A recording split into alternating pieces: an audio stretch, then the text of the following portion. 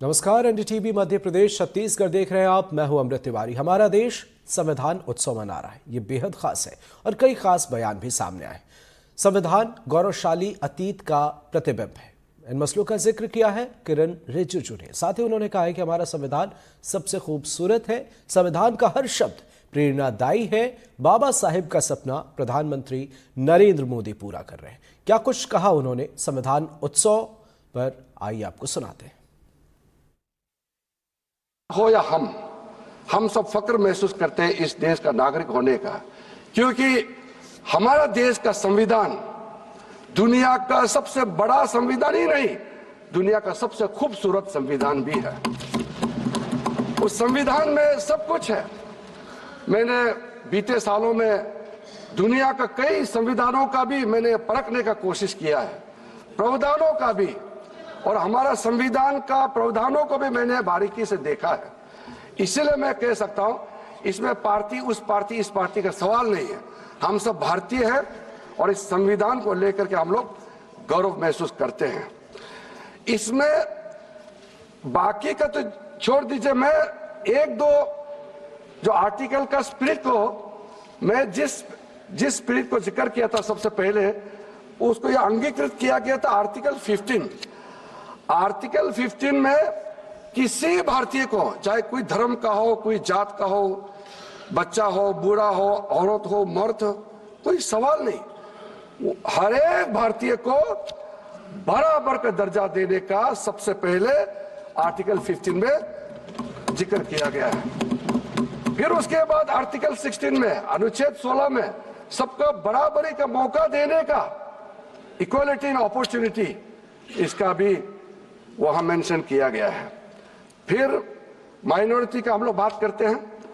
मैं खुद एक माइनॉरिटी कम्युनिटी से आता हूं और आर्टिकल 25 में बाकी सब हिंदू हो या कोई भी हो, हमारे 6 माइनॉरिटी कम्युनिटी है, हिंदू को मिला के 7 है, सबको अपना धर्म मानने का, प्रैक्टिस करने का और दूसरा को बताने का आजादी संविधान ने दिया गया है।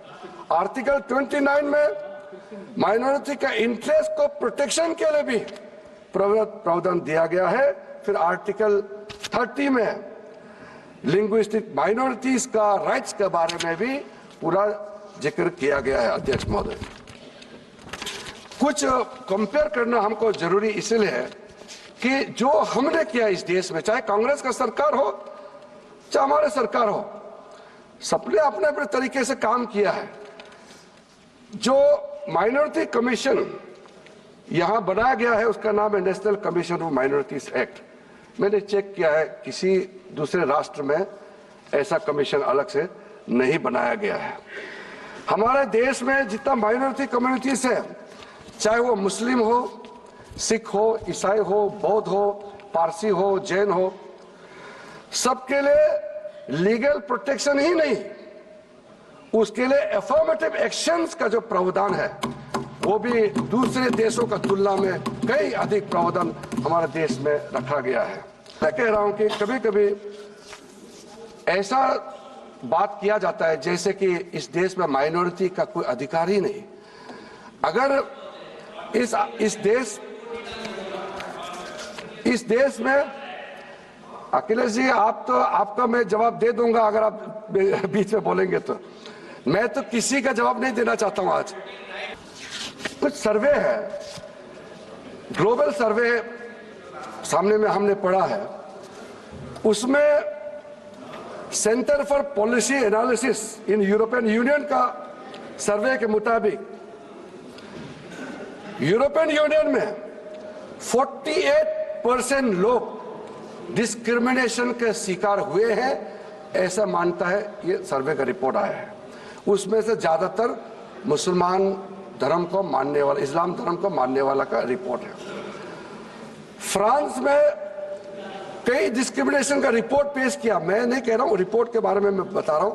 उसमें जो हेड स्कार्फ पहनते हैं, बुर्का पहनते हैं, इसको लेकर के मेजॉरिटी मुस्लिम कम्युनिटी के लोग ने उसको आपत्ति किया है और कहा कि ये उनके खिलाफ डिस्क्रिमिनेशन किया जा रहा है।